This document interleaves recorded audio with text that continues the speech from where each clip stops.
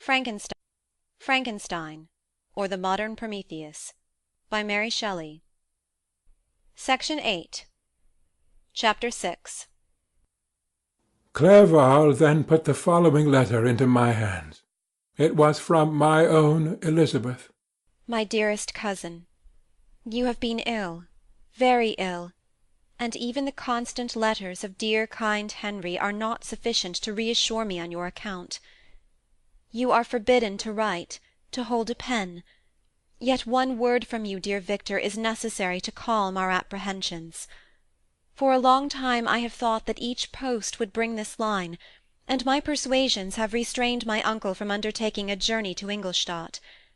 I have prevented his encountering the inconveniences and perhaps dangers of so long a journey, yet how often have I regretted not being able to perform it myself. I figure to myself that the task of attending on your sick-bed has devolved on some mercenary old nurse, who could never guess your wishes nor minister to them with the care and affection of your poor cousin. Yet that is over now. Clerval writes that indeed you are getting better. I eagerly hope that you will confirm this intelligence soon in your own handwriting. Get well, and return to us. You will find a happy, cheerful home and friends who love you dearly. Your father's health is vigorous, and he asks but to see you, but to be assured that you are well, and not a care will ever cloud his benevolent countenance. How pleased you would be to remark the improvement of our Ernest! He is now 16 and full of activity and spirit. He is desirous to be a true Swiss and to enter into foreign service, but we cannot part with him, at least until his elder brother returns to us.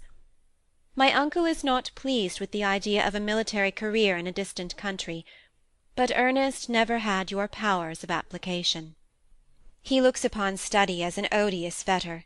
His time is spent in the open air, climbing the hills or rowing on the lake. I fear that he will become an idler, unless we yield the point and permit him to enter on the profession which he has selected. Little alteration, except the growth of our dear children, has taken place since you left us. The blue lake and snow-clad mountains, they never change, and I think our placid home and our contented hearts are regulated by the same immutable laws. My trifling occupations take up my time and amuse me, and I am rewarded for any exertions by seeing none but happy kind faces around me. Since you left us, but one change has taken place in our little household. Do you remember on what occasion Justine Moritz entered our family?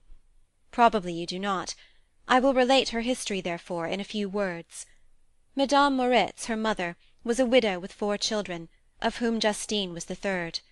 This girl had always been the favourite of her father, but through a strange perversity her mother could not endure her, and after the death of Monsieur Moritz, treated her very ill.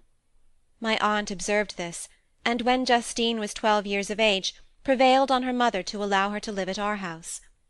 The republican institutions of our country have produced simpler and happier manners than those which prevail in the great monarchies that surround it. Hence there is less distinction between the several classes of its inhabitants, and the lower orders, being neither so poor nor so despised, their manners are more refined and moral. A servant in Geneva does not mean the same thing as a servant in France and England. Justine, thus received in our family, learned the duties of a servant, a condition which, in our fortunate country, does not include the idea of ignorance and a sacrifice of the dignity of a human being.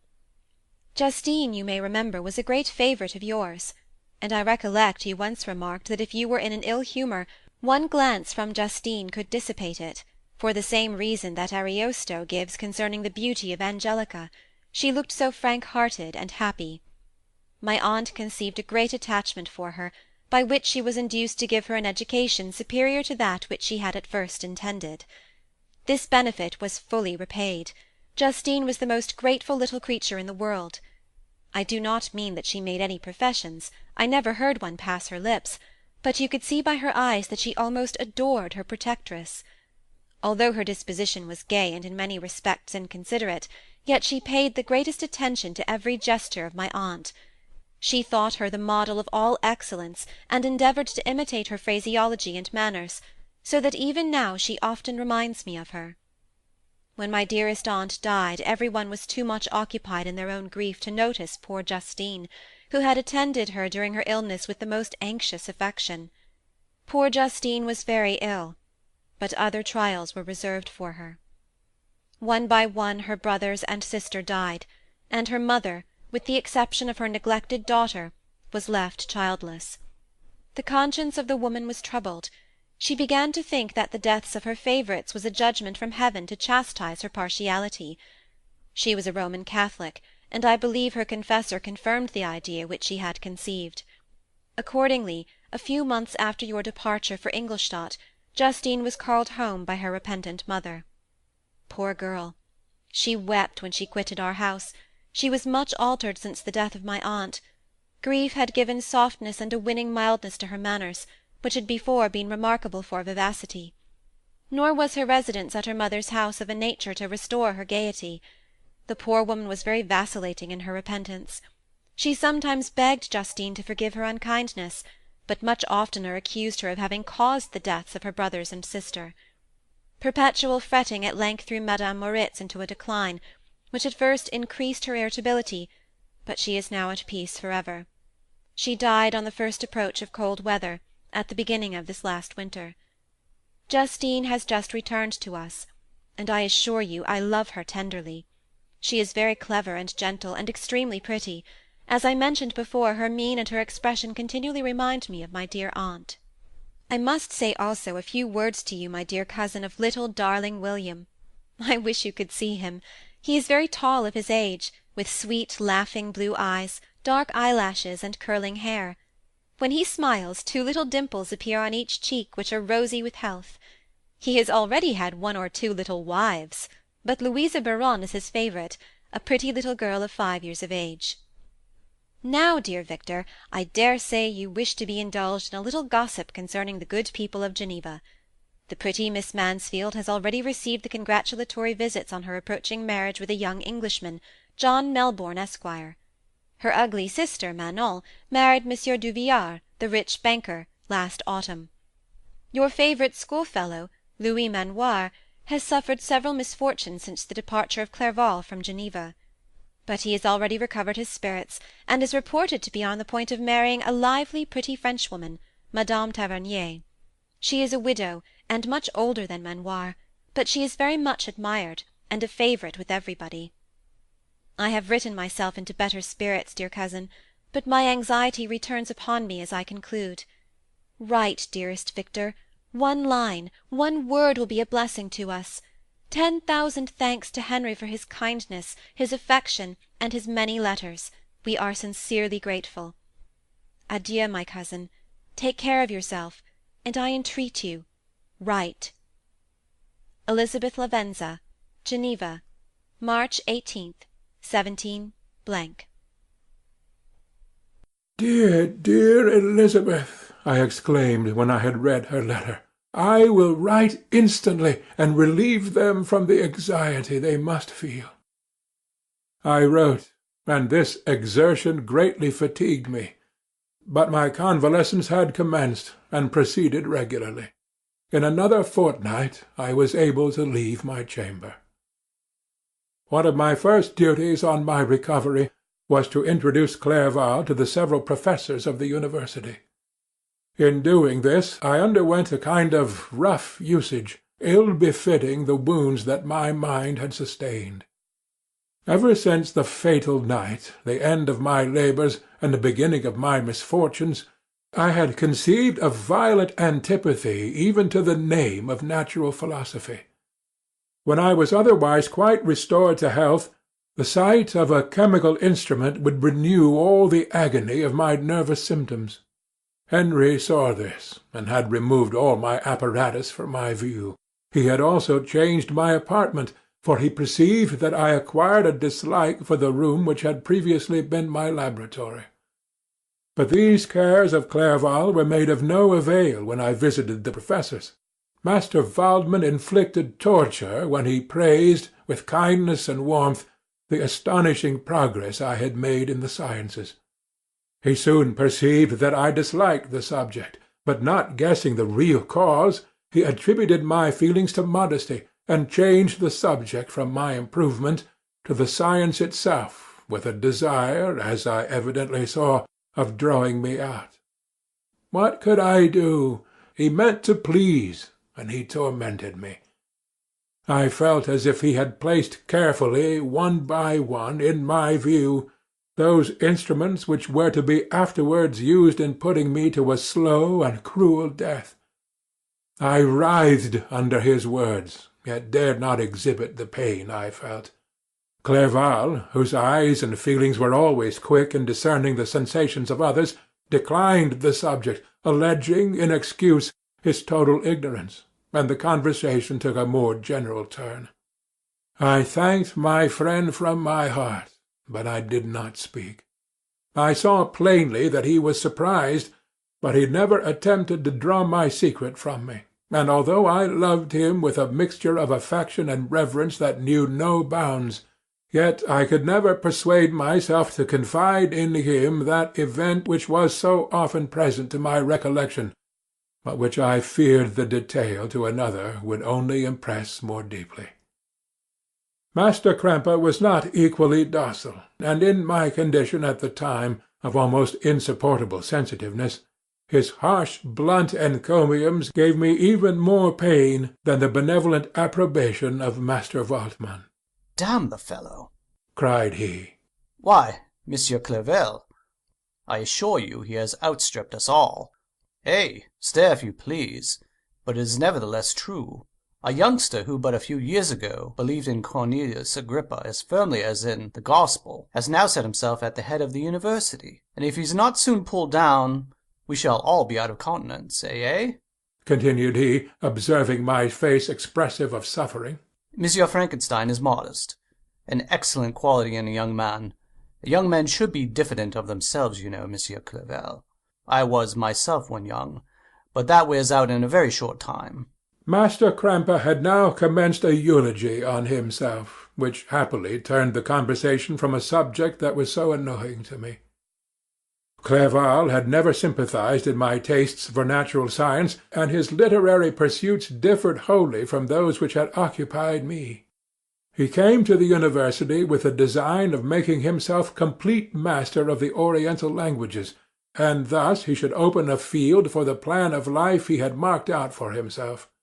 Resolved to pursue no inglorious career, he turned his eyes toward the East as affording scope for his spirit of enterprise.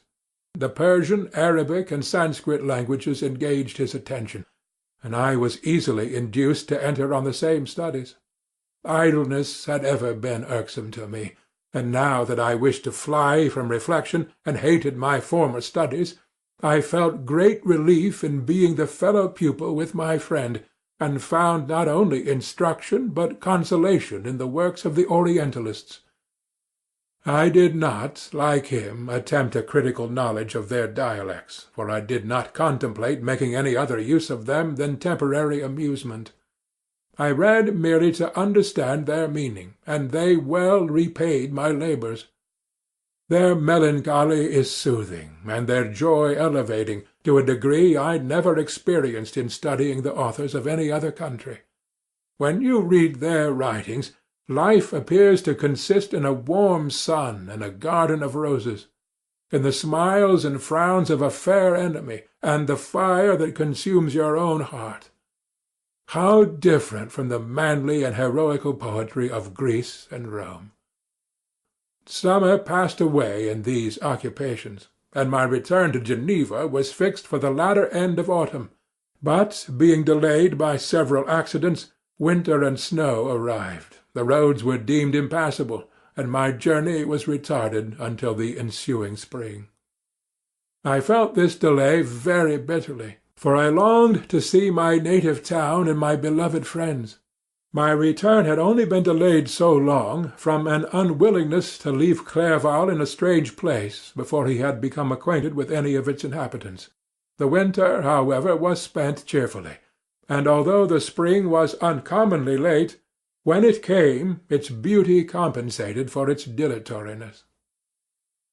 The month of May had already commenced, and I expected the letter daily which was to fix the date of my departure, when Henry proposed a pedestrian tour in the environs of Ingolstadt, that I might bid a personal farewell to the country I had so long inhabited. I acceded with pleasure to this proposition. I was fond of exercise, and Clerval had always been my favourite companion in the ramble of this nature that I had taken among the scenes of my native country. We passed a fortnight in these perambulations. My health and spirits had long been restored, and they gained additional strength from the salubrious air I breathed, the natural incidents of our progress, and the conversation of my friend. Study had before secluded me from the intercourse of my fellow-creatures, and rendered me unsocial. But Clerval called forth the better feelings of my heart. He again taught me to love the aspect of nature and the cheerful faces of children. Excellent friend!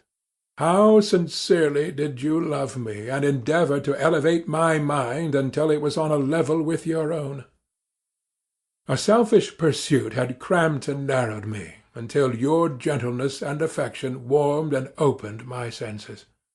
I became the same happy creature who, a few years ago, loved and beloved by all, had no sorrow or care, when happy inanimate nature had the power of bestowing on me the most delightful sensations.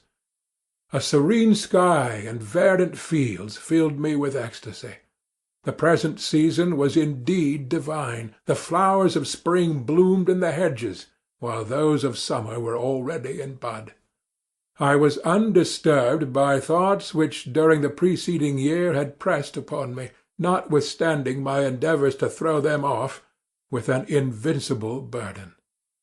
Henry rejoiced in my gaiety, and sincerely sympathized in my feelings.